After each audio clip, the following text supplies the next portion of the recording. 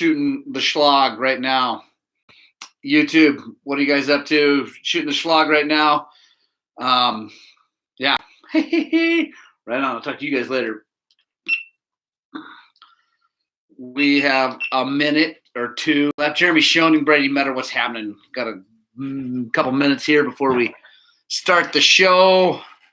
So what is going down? Garrett Anderson, Chandler Henry, Tori Anderson, Sheldon Krob.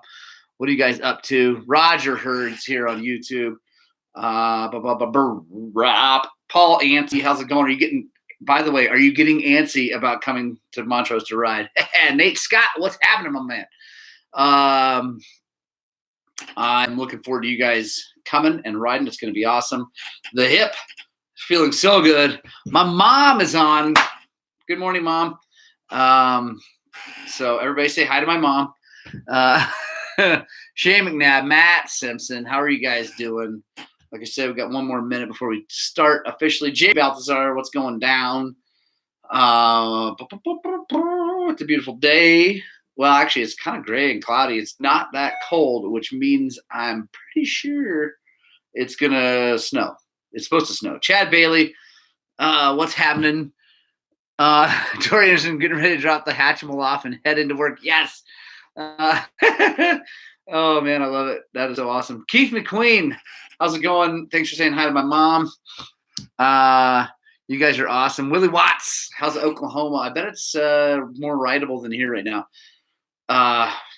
Joel Rady, what's going on? Are you coming back out this year, Joel? I would love it if you did.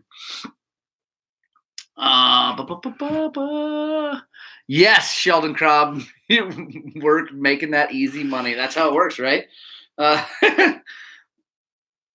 Let's see. Brady, you should drop off. What do you mean drop off? Drop in? He should drop in here.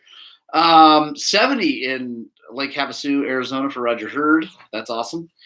All right, guys, welcome to the Gospel of Two Wheels, number 67, where the coffee is hot, the bikes are fast, and the comments are absolutely ridiculous. Corey Willoughby, good to see you. Christian Mill, Joel Reedy, I hope you make it on your to-do list. Keith McQueen says it's 17 in New York this morning. Yeah, grip heaters for sure. Keith, where are you in New York? I've spent a little bit of time way upstate, like Ballston Lake, Ballston Spa area, and I love it up there. It's actually really nice. Brady Matter says it's 60 today and tomorrow. Thunderstorms, snow Saturday. Ooh, 20 degrees. Justin Krabatsky, what's happening? I don't honestly know how to say your name, Justin, and I'm sorry for that. Blaine Grimmett, what's happening? My mom says it's 60 degrees in OKC. That's awesome. So yeah, it's supposed to snow this afternoon, evening here, which is actually make things better so you can run the spiky tires and have fun. Right now, it's like getting warm during the day and then cold, and it's making it muddy and messy, honestly. So here in the winter, it's better if it gets cold and stays cold, or if it just doesn't snow. Because if it does what it's doing right now and it snows and then it warms up and then it turns into a freaking giant mess. Steven Cantillo, que pasó, man? So yeah, right now it's the condition. So conditions report, is what I would call it. So it's not just crazy awesome. Definitely rideable. First thing in the morning would be best. Anthony Martinez, what's going down on the Facebooks. Mornings would be good, or if you can find some big south-facing stuff, but it's pretty muddy right now. Actually, I bet you could go have some fun in Dry Creek would be good with spikes. I don't know if you saw my little update on Facebook the other day about us being out hiking, but it was nice. So whatever. Chrissy Altamere sending me a message via Facebook during this thing. I will get back to Chrissy. If you're watching this, I will get back to you about your recluse. I can help you out with that. Just playing in the snow on the passes with 18 wheels last night. Right on, Christian. I bet it was exciting. I'm sure it was very exciting. Cammie Newman, what's going down? Yeah, guys. Thanks for joining me. Questions, bring them in. Jimmy Neihart. I forget. He told me how to say it. I'm going to just go Neihart. Yeah, Neihart. Had a question that he posted about what Hey, Neil Matthews, how's it going? He basically asked, what tools do you need for working on all these modern bikes? With the implication being that they're all going fuel injected and fancy like cars and all that stuff. Great question. And what I would say is that if you're working on your own bike and you're in your own garage doing all that stuff, so Roger just asked we're talking about today. So I'm gonna start off with talking about this whole tool thing because that's a great question actually. So if you have a modern 4-stroke or now 2-stroke with with fuel injection from KTM or any of the Japanese bikes that are just 4-strokes KTM. Blaine, thank you so much. I am healing up. Brad Rice, how's it going? So if you've got a modern bike with fuel injection and you're worried, as you might probably ought to be about what you're going to do if something goes wrong, first of all, you can bring it to me. But if you're working on the thing in your own garage, or if you actually, let's back up. So if you're a guy with a bike and you're working on your own stuff, and hey, Jimmy, what's happening? I'm answering your question. So if you're a guy working on your own stuff in your garage, and even if you have a family of 5 or 6 bikes, the absolute most important thing you can buy is the real OEM service manual. And that's honestly, I'd say that's going back to, a CR500. But because honestly, with the yes, and Brady says they hardly break anymore. Yeah, you can say that, except for we're busy. They do still break, but they break a lot less than the old bikes. But service manual is absolutely key because honestly, while the fuel delivery system is more complicated, the rest of the stuff around it is the same. Honestly, it's basically the same. The stator is basically the same. The CDI, it's way different, but it's completely sealed up, so it's the same. You can't touch it, right? You can't do anything to it unless you have a computer. But even then, what are you going to do? You can't fix it, right? The motors are the same. They still have pistons, rings, cams, cam chains, power valves. It's 2-stroke. That's all the same. So really what you're dealing with is the real problem is fuel delivery and ignition. And actually ignition is still basically the same. It's just maybe controlled a little differently, but honestly, it's still the same. It's just tied maybe a little more closely to the fuel delivery. But so the things that break, like in our experience at the shop and all the stuff we deal with, the things that break are the same. So the biggest thing is get a service manual for, like the OEM real deal. Don't buy the Haynes or whatever. Buy the OEM service manual. It might be $80, but that's a whole lot cheaper than buying parts and throwing parts, as Jimmy said, the parts cannon at it, because you'll be able to diagnose it. It'll say exactly what the steps are for diagnosing issues. And the in that service manual, if there's something special that you need, some tool or whatever, it'll have the tool and the part number and everything. And you can just go buy it from your dealer or online or wherever. Rocky Mountain probably has all of them. But honestly, most bikes, what you really need is a peak voltmeter. So, I mean, that's like the biggest thing for diagnosing all this stuff, because all of it, a lot of the stuff happens without a battery. And I mean, now I guess most of them are having electric starts, so they got a battery. But some of the bikes, even though they have a battery, they still run on, like they run the ignition and the fuel without the battery. KTM's different; they need the battery for that. But the battery, a lot of bikes still just for starting. And anyway, you need a peak voltmeter so you can see how many volts are actually getting to all the parts that you need.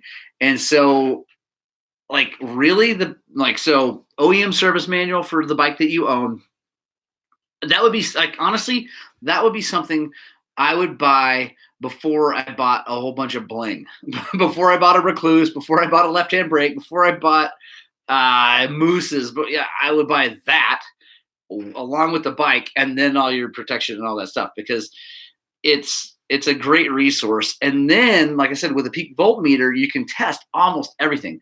Now, a lot of the bikes now have like a special tool that plugs in or whatever. But with a peak voltmeter, a lot of times you can get around that with some jumper wires. You can like touch the right wires and all that stuff. The bunch of the tools that they sell for the bikes, it just has a really cool, clean plug-in, but it's still a peak voltmeter that's reading things. And if you buy a really good, just normal ohm voltmeter, like from Snap-on or Matco or whatever, if you buy a really good one, and they're kind of expensive, but you should have one if you work on motorcycles, it will do that. It'll have that feature on it. So there you go. Brady says download the app for your bike. Fair enough. And yeah, now if it has a trouble code, which is whatever, it's crazy to think that that's where we are now, but that's okay, because sometimes it makes life a lot easier. You'll need to know what the trouble codes are. A lot of times it's be a flashing thing, the FI light or some light on there will flash a certain number of times, and then you can figure out what's wrong. And that's actually really cool. It'll tell you if it's the pulse or coil, blah, blah, blah, blah, whatever. So that's what I think everybody should have in their toolbox. If you're going to have a fuel injected modern motorcycle, that kind of stuff is really important. And again, service manual is huge. Now, if you're a little shop like me that can't afford to buy service manuals for every bike that comes out, Roger, yes, it will Bluetooth to your phone, which is ridiculous.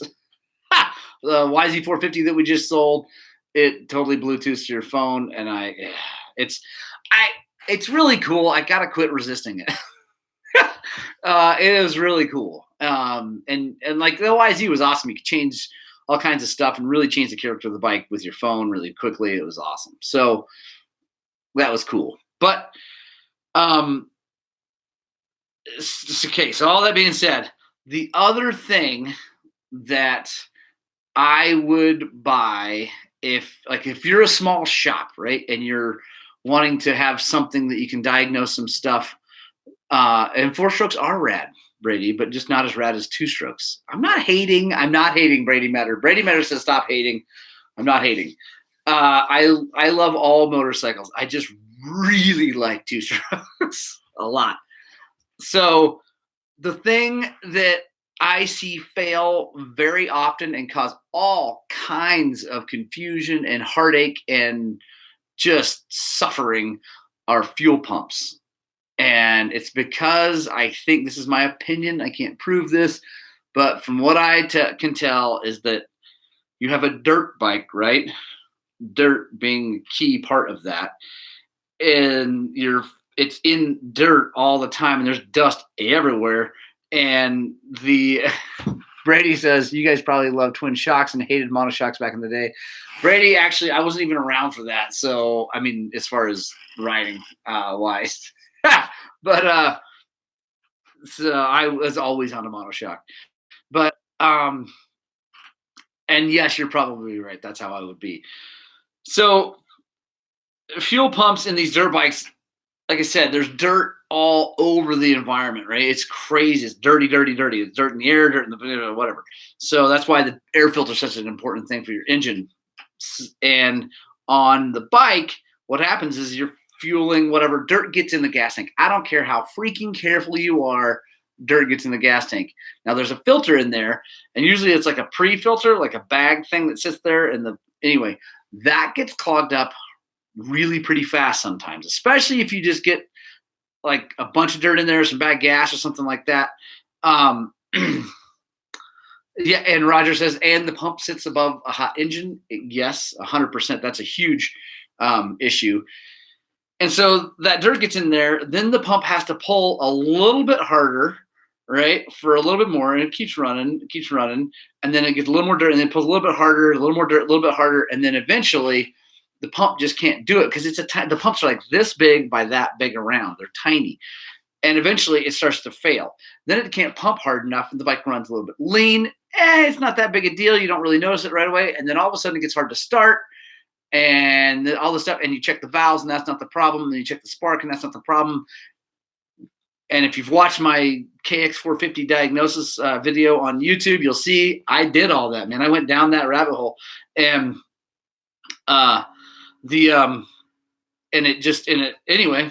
And it turns out it was the fuel pump getting weak. So if you wanted to buy a specialty tool, I would buy a fuel pressure gauge and the right things to hook it up to your bike.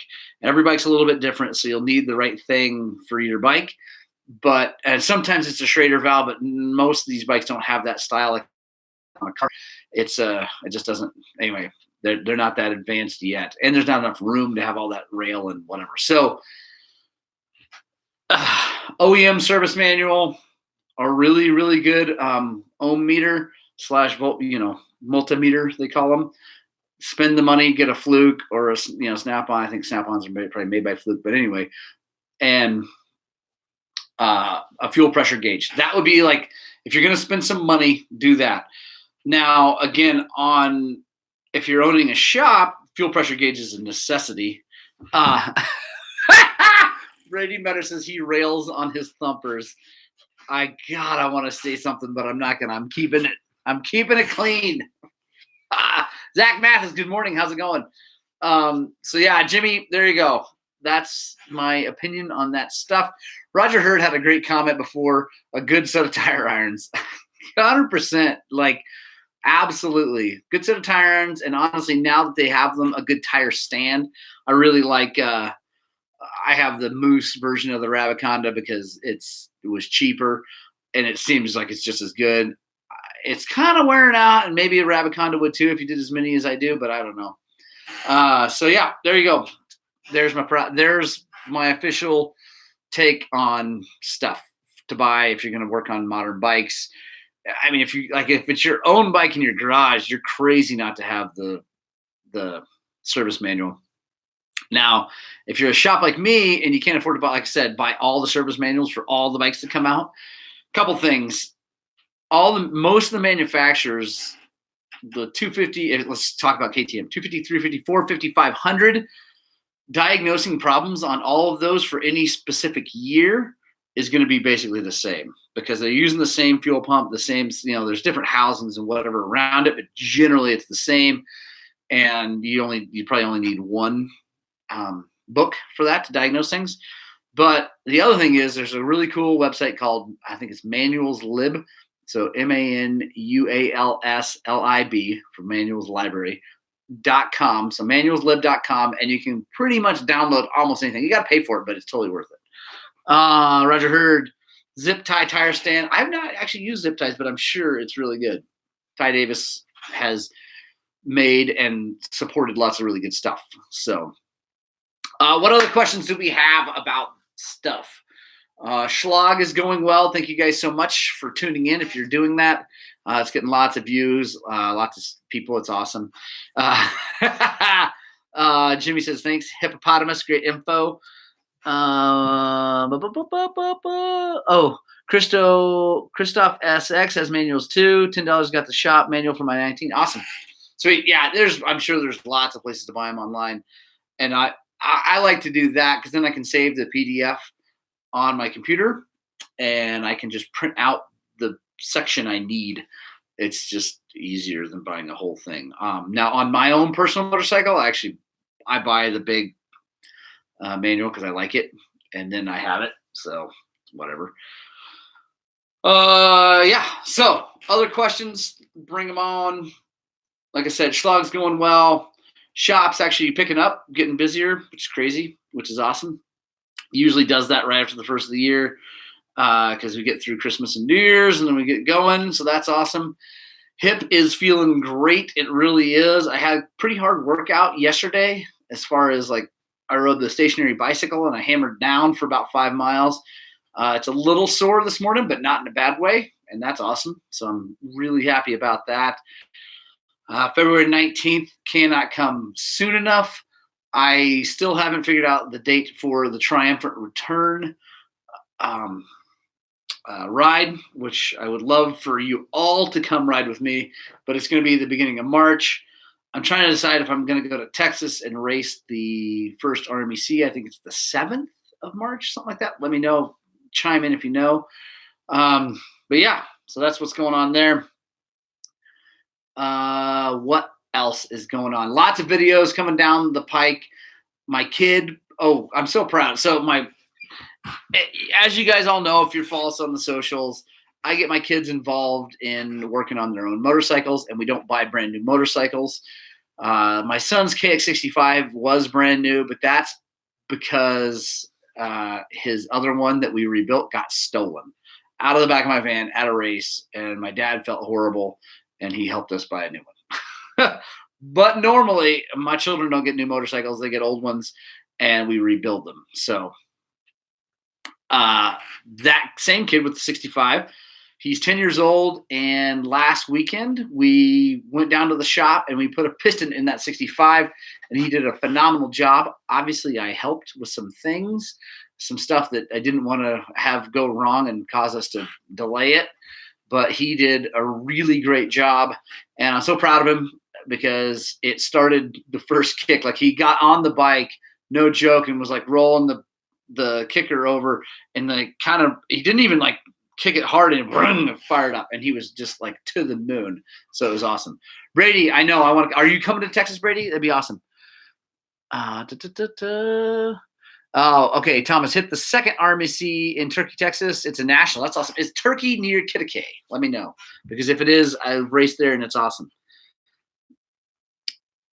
Nice. Keith McQueen said, did the same. My kids 05 65 SX woodsed it out. That is so cool. Yeah, I just, kids need to learn how to work on things. And so here's I'm going to go down the opinion hole. This world has become so focused on like tech and big money and computers and all that stuff that, as Micro, one of my heroes, has mentioned numerous times, there's a huge skills gap right now, and people don't know how to do things. As dirt bikers, we're kind of insulated from that because most dirt bikers at least do something on their own motorcycle, even if it's just hang shiny bling on it. They work on it. They have to do things to it in the field when they break it, things like that. So, I mean, like I said, I feel like we're a little bit insulated from the rest of the world because we do stuff. But as you all know, if you've watched anything online, everybody wants to be the next YouTuber. Here I am. But I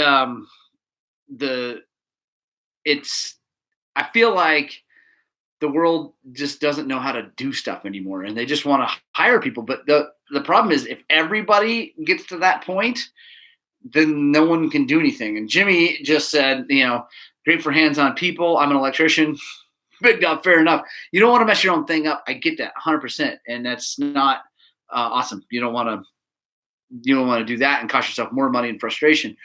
But you're an electrician, so you know how to do stuff with your hands. You've just chosen to do a different thing with your hands. And my guess is you know how to do some stuff. You bought a manual, right? So I just think that more people need to know how to do stuff. And if we teach them early, then they'll at least know how to do that. Then they can go do whatever else. I don't care what they do for a living. So, I mean, my kid, I hope whatever. I just want my kids to be happy and to love what they do. Like I love what I do. And I just feel like, I'm sure most of you guys out there that have kids are teaching them to do stuff. If you're not, please do.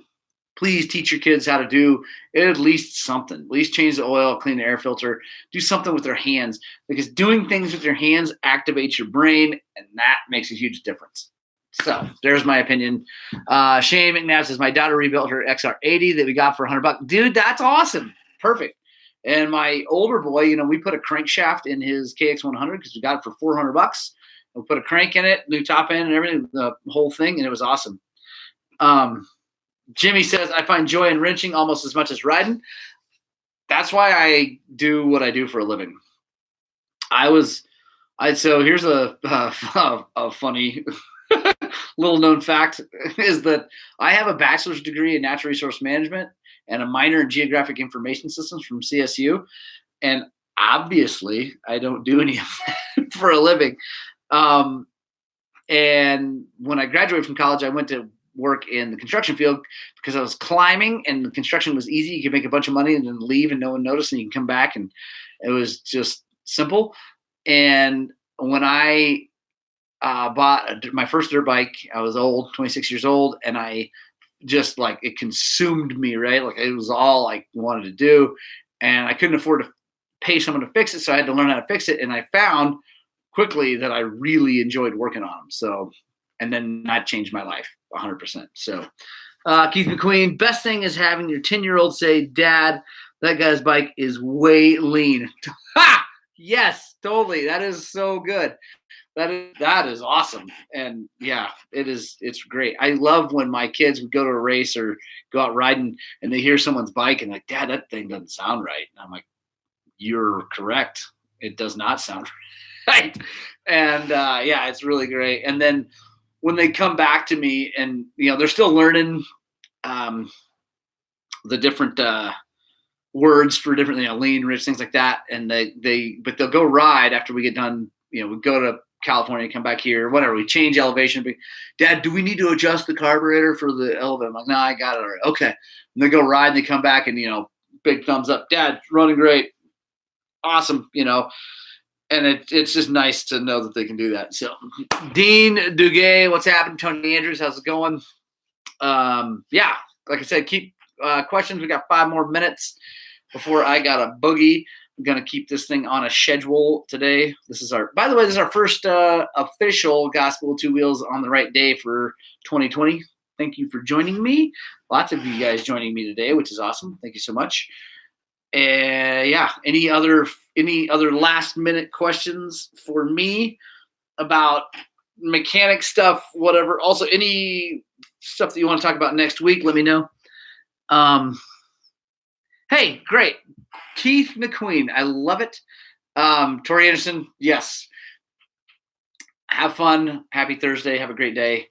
Give Garrett a high five when you see him, and give the Hatchimal a high five. Keith McQueen asks, has owning a shop taken the fun out of the hobby side of it? Roger heard I'm not getting a haircut.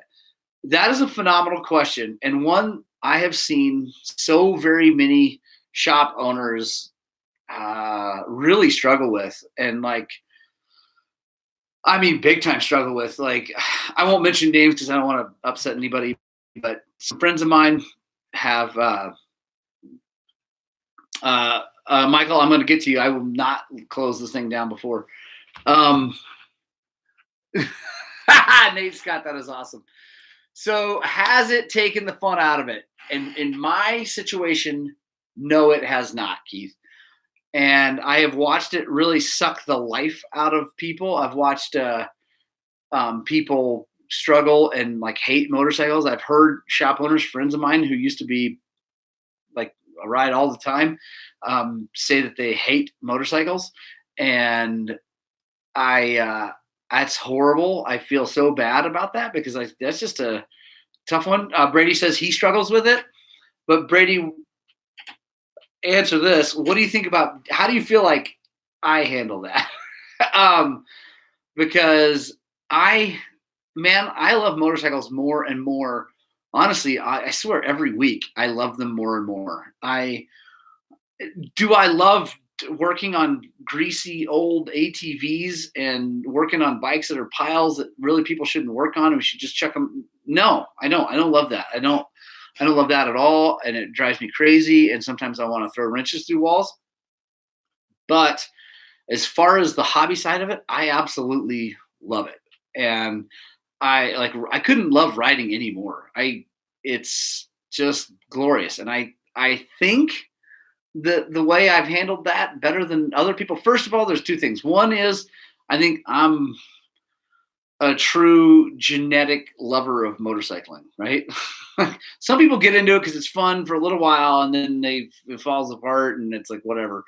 But then, so that's one part. And then the other part is Brady, yes, I'm weird. No, I force the issue and I ride my stinking dirt bike. Like, the problem with all these shop owners that freak out and get sad and bummed out and lose their love, and Brady, you know I'm talking to you about this, is that they quit riding because they get so busy. You can't do that. The whole reason we do this is to ride. The reason that wrenching is as good as riding is because you're getting ready to go ride. It's that anticipation fun, right? It's that thought of becoming, you're like getting ready to go ride. So fixing your motorcycle, putting a piston in it, fixing an electrical problem, whatever, is getting you ready to go ride. So it's that anticipation of fun that makes the wrenching fun. Because honestly, the wrenching is not fun. I mean, whatever. But like, that's not fun. And when I'm working on other people's motorcycles, it's not fun taking a cylinder off and putting it. That's just work, right? But what's fun is knowing that I'm gonna make this kid or this dude's bike better, or fix it and make it run again, and then they're gonna get to go have fun. And that's that anticipation of having someone say, "Dude, the bike runs awesome. Thank you so much." That's the deal. So I think that's what's helped me, Keith, is that I have I've forced the issue and I go ride. I just go ride. Even in the like darkest days of my life was about 10, 11 years ago. I had some really nasty, bad time in my life, but the shop was still open. I went riding. I just went riding. I mean, I was broke, whatever. I had to go ride. And by doing that, it kept me fired up about the thing. So no, it hasn't taken it away from me. We had a bunch of questions come in there. Michael Cassell, I told you I would not leave you hanging. Where can we get some info if I want to plan a trip out riding by you? I have a Montrose Moto Trip Planner on our website. If you go to highland-cycles.com, go to the free ebook section, click on that thing. You have to purchase it for $0, but there'll be a digital download. It's free. I think it's pretty good. People like it. It's got a lot of information, and so check that out. Let me know. Also, you can email me at morgan@highland-cycles.com, and I will get back to you. I promise 100%. As long as it doesn't go to my junk mail, I promise I'll get back to you, and I will let you know of all the stuff. But I can tell you right now, the stuff really close to town is brilliant in March, April, May.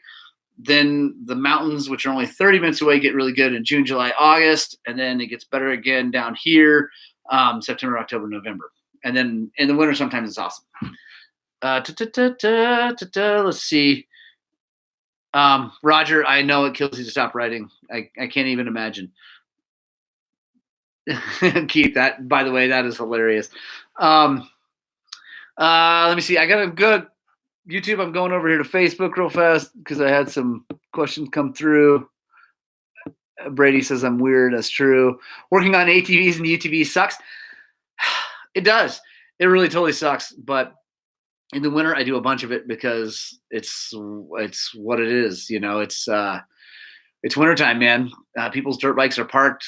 They're either don't have money. Well, anyway. And we got plenty of dirt bikes. I'm doing a cool free ride thing today. The Schlog today is going to be good. We're putting one of those hydraulic ox brakes on, which I've never done, left-hand rear brake. So I hear it's really good. I'm excited about that, and mooses and some stuff on a free ride. So there you go. It's interesting. But ATVs, UTVs, actually working on them, it's not much fun. Again, though, if it's for someone's work or someone's fun, I can find some joy there, because I know that I'm making someone's life better again. So that's my goal, right? Brady says, I agree. Been writing a bunch last month. It's been great. Yes. Good. Keep that up, Brady. Force the issue, man. It's hard. Shane McNabb says, how's the Mojave Desert to go ride? Got invited out in May. Oh, that's awesome. Roger Hurd. So Roger is watching on YouTube. He lived or used to live near the Mojave. Shane, it's really fun out there. It's a completely different experience. It's historical, dude. Like Steve McQueen, the whole, whatever. It's awesome. So AP says, dude, seeing my 3-year-old and 1-year-old with eyes light up seeing my bikes is totally worth it. My 3-year-old gives my 1-year-old rides on his electric ATV, just two brothers having a blast. Yes, I love it. AP, I don't know if you follow us on, I'm not sure who you are, AP, but if you follow us on Facebook, I don't know when the last time I posted it, but I have a the most wonderful picture of my kids riding 2-up on an Osset when they were like 6 and 3 or 6 and 4 or something like that. And it 2-up on a 12.5 Osset. It's a tiny lot. And it's like huge smiles. Like that's it, dude. Life check. It's good. It was a good one. It was awesome. Trenton Swain, good morning from Denver. Dirt bikes. Heck yeah, dude. And Roger Hurd says ATVs, UTVs pay the bills, and they do, because people are happy to pay. You know, I got 2 6-wheelers to work on right now. And yeah, man, do I love it? No, I don't love it, but it's awesome. Brady Meller says, rock and roll. Guys, Punk Rock Club, thank you for sticking around to the end. I got to go because I got to go work on those 6-wheelers. If you are watching this on YouTube, please give us a thumbs up. That would be huge. Share it with your friends. If you're watching on Facebook, share this with your friends. It means a lot, guys. It really, really means a lot that you guys watch. To me, it just fills my soul with happiness. So yeah, thank you so much. Get out, spread the gospel of 2-wheel, guys. We need more people on dirt bikes. If you're struggling with loving the business or whatever, I get it. But you know what? Get back up, dust yourself off. Let's do this. Have fun. It's the best job you can have. It's so much fun. AP